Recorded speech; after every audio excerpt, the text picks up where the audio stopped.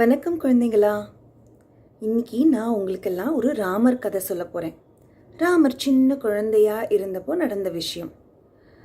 தசரத மகாராஜாவுக்கு ஒரு பெரிய அழகான அரண்மனை இருந்தது. அந்த அரண்மனையில் நிறைய காவலாளிகள் இருந்தாங்க. அழகான தோட்டம் இருந்தது. ராமர் சின்ன குழந்தையா இருந்தப்போ அவங்க அம்மா பேர் உங்களுக்கு தெரியுமா? கௌசல்யா அம்மா ராமருக்கு ஒரு கிண்ணத்தில் சாப்பாடு பிசைஞ்சி சாதம் ஊட்டி விடுவாங்க. அந்த சாதம் ஊட்டி விடுறப்போ அந்த தோட்டத்தில் அழகாக நடக்க வச்சு மேலே வானத்தில் நிலாவை காமிச்சு சாப்பாடு ஊட்டி விடுவாங்க. ராமருக்கு நிலானா ரொம்ப இஷ்டம். நிலாவோடையே விளையாடணும்னு சொல்லிட்டு இருப்பார். ஆனால் நிலா எங்கே இருக்கும்? வானத்தில் தூரமாக இருக்கும் இல்லையா? நம்ம இங்கேருந்து நிலாவை பார்க்கலாம். ஆனால் ராமர் சின்ன குழந்தையா இருந்ததுனால அவர் எனக்கு அந்த நிலா வேணும், நான் நிலாவோட விளையாடணும், எனக்கு நிலாவை கொண்டு வாங்க அப்படின்னு கேட்டார். அதுக்கு கௌசல்யா அம்மா சொன்னாங்க, நிலா ரொம்ப தூரத்தில் இருக்குது, அது வானத்தில் இருக்குது, நம்ம இங்கேருந்து நிலாவை பார்க்க தான் முடியும், நம்மளால் போய் அதை தொடவோ விளையாடவோ முடியாது அப்படின்னு சொன்னாங்க. ஆனால் ராமருக்கு ஒரே வருத்தமாக போச்சு. எனக்கு நிலா வேணும், நான் நிலாவோட விளையாடணும். நம்மளாம் சின்ன வயசில் அப்படி தானே அழுவோம். நமக்கு ஏதாவது ஒன்று வேணும்னா அம்மா கிட்ட, நீங்கள்லாம் கூட அழுவீங்க தானே, அப்பா கிட்டேயும் அம்மா கிட்டேயும். அதே மாதிரி ராமரும் கௌசல்யா அம்மா சாப்பாடு கொடுக்குறப்போ எனக்கு அந்த நிலா வேணும், நான் விளையாடணும் நிலாவோட அப்படின்னு அழ ஆரம்பிச்சிட்டாரு. சத்தமாக அழ ஆரம்பிச்சிட்டாரு. அந்த பக்கமாக தசரத மகாராஜா போயிட்டு இருந்துட்டு, அடடா, தசரத மகாராஜாவுக்கு ராமர்னா கொல்ல இஷ்டம். ரொம்ப ரொம்ப ரொம்ப ரொம்ப பிடிச்ச குழந்தை. அதனால் தசரத மகாராஜாவால் தாங்கிக்கவே முடியல. ராமர் அழறாரா அப்படின்னு சொல்லிட்டு குடுன்னு ஓடி கௌசல்யா கிட்ட, எதுக்காக அழறான் குழந்தை, என்ன ஆச்சு அப்படின்னு கேட்டார். அதுக்கு கௌசல்யம்மா சொன்னாங்க, நான் சாப்பாடு கொடுத்துட்டு இருந்தேன், அந்த நிலாவை பார்த்து நாங்கள் பேசிக்கிட்டே சாப்பாடு கொடுத்துட்டு இருந்தேன், அந்த நிலா இப்போ என்கிட்ட வேணும், நான் அந்த நிலாவோட விளையாடணும் அப்படின்னு சொல்லி ராமர் அழறாரு. நிலா கிட்ட நாம் போக முடியுமா, இல்லை நிலா தான் இங்கே வர முடியுமா? நான் என்ன சொன்னாலும் ராமர் புரிஞ்சுக்க மாட்டேங்கிறாரு அப்படின்னு கௌசல்யம்மா சொன்னாங்க.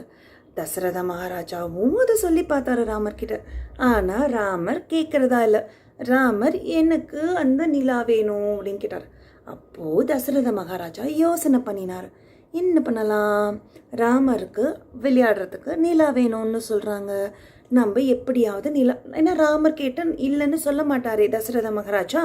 அதனால் யோசனை பண்ணிட்டு, யார் இங்கே அப்படின்னதும் குடுன்னு காவலாளிகள்லாம் ஓடி வந்ததும் தசரத மகாராஜா சொன்னார், போய் ஒரு பெரிய உருளி எடுத்துகிட்டு வாங்க அப்படின்னாரு. உருளினா என்ன தெரியுமா?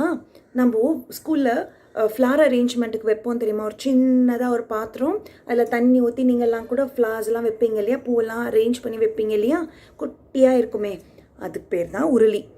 அதே பெருசாக இருக்கும், அரண்மனையில் பெரிய உருளி இருக்கும். அந்த காவலாளிக்கிட்ட தசரத மகாராஜா சொன்னார், போய் பெரிய உருளி எடுத்துகிட்டு வாங்க அப்படின்னு. உடனே ஒரு 15-20 காவலாளிகள் தூக்க முடியாமல் தூக்கிட்டு அந்த உருளியை எடுத்துட்டு அந்த தோட்டத்துக்கு வந்தாங்க. அங்கே கொண்டு தப்புன்னு வச்சதும் ராஜா சொல்கிறாரு, தசரத மகாராஜா, இந்த உருளி முழுக்க தண்ணி நிரப்புங்க அப்படின்னு. உடனே ஒரு குடம் மாதிரி ஒன்றத்தை எடுத்துட்டு எல்லா காவலாளிகளும் போய் தண்ணி எரிச்சிட்டு வந்து அந்த உருளிக்குள்ளே தண்ணியை கொட்டுறாங்க. தண்ணி கொட்ட உருளி நிரம்ப ஆரம்பிச்சிருச்சு. உருளி நிரம்ப ஆரம்பித்ததும் அது ஒரு அழகான குளம் மாதிரி இருந்தது. எவ்வளோ பெரிய உருளி இல்லையா, ஒரு குளம் மாதிரி இருந்தது. அந்த குளத்தில் இப்படி எட்டி பார்த்தா நம்மளோட முகம் தெரியும் தானே, தண்ணியில் நம்மளோட முகம் தெரியுமில்ல. ஆமாம், அந்த உருளியை கொஞ்சம் கொஞ்சமாக நகுத்தி ஒரு இடத்துக்கு எடுத்துகிட்டு போனாங்க. அந்த இடத்துல பார்த்தா அந்த ஆகாசத்தில் இருக்கிற அந்த நிலவு அதோட பிம்பம் அழகாக அந்த தண்ணி மேலே விழுந்தது. அதை பார்த்ததும் ராமருக்கு ஒரே குஷியாக போயிடுச்சு. நிலா இங்கே வந்துருச்சே, நம்ம வீட்டுக்கு, நம்ம அரண்மனைக்கு வந்துருச்சே, நம்ம தோட்டத்துக்கு வந்துருச்சே அப்படின்னு ஒரே குஷியாயிடுச்சு. அங்கேருந்து அத்தனை பேருக்கும். ராமருக்கும் ரொம்ப சந்தோஷமாக போச்சு.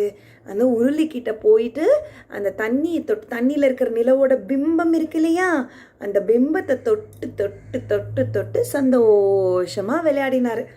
ராமர் சந்தோஷமாக விளையாடினதை பார்த்ததுமே அவங்க அம்மாக்கும் அவங்க அப்பாக்கும் தசரத மகாராஜாக்கும் கௌசல்யாக்கும் ஒரே சந்தோஷமாக போயிடுச்சு. அப்புறம் எல்லாரும் சிரிச்சுக்கிட்டே அரண்மனைக்குள்ளே போயிட்டாங்க.